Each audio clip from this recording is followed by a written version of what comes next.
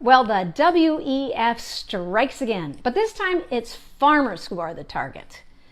You may not have heard about the protests in the Netherlands yet, because so far mainstream media has kept very quiet about the situation.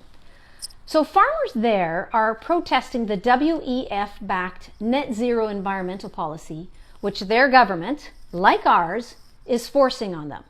Now, one of the requirements in the policy is for cattle farmers to reduce production by 30% so they can hit their mandated nitrogen reduction emissions.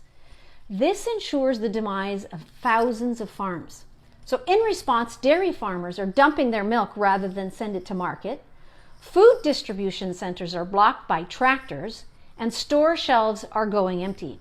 It's a very tense situation there right now, and Canadians cannot afford to ignore what's happening there. It's important to understand that farming is more than just an industry. It's a way of life, and especially in Holland. For generations, food production has been at the heart of Dutch culture. They are the drivers of agricultural innovation and new green standards in farming around the world. In their culture, they eat, sleep, and breathe the science and art of farming. So this current attack on their way of life is like an attempt at cultural genocide. It's being pushed by the usual culprits like the WEF and environmental activists from around the globe. The current government in Canada is not far behind on this very same project of eliminating farmers. Our government has also announced a Net Zero Emissions Accountability Act, which demands that farmers reduce their use of nitrogen fertilizers by 30%. Think about that. That means with less nitrogen in our crops, future harvests of things like canola, corn, and wheat will be reduced dramatically.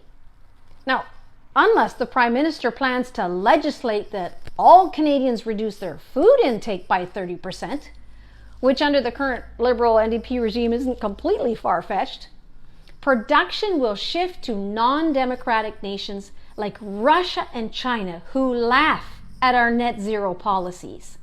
We will then have to rely on them for food, which is a food security nightmare. Or we just blindly march ourselves straight into the next global food crisis. We desperately need a leader in our country who understands that our capacity to continue to feed our own citizens must be protected from these global elites who have been pushing these dangerous programs for years. What help would you like to see for our farmers and ranchers, who many would argue are the bread and butter to our economy?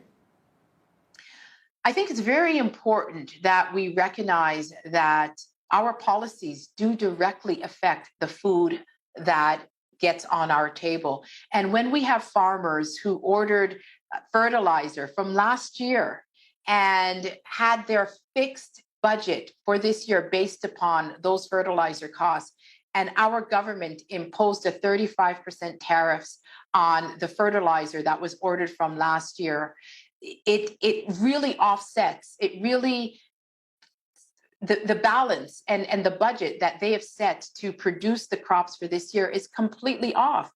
And they're going to pass those costs on to consumers. So we need to recognize that our policies do have an impact on the cost of food that gets on our table. We also need to invest in those industries and make sure that even our environmental policies, that they're not negatively impacting on those industries. For example, in the agricultural sector, they have to pay carbon tax to dry their crops, but yet they don't get credit for carbon sequestration that they produced while producing their crops. So we need to ensure that our policies, especially in the area of the environment, also recognize the contributions of our agricultural sector.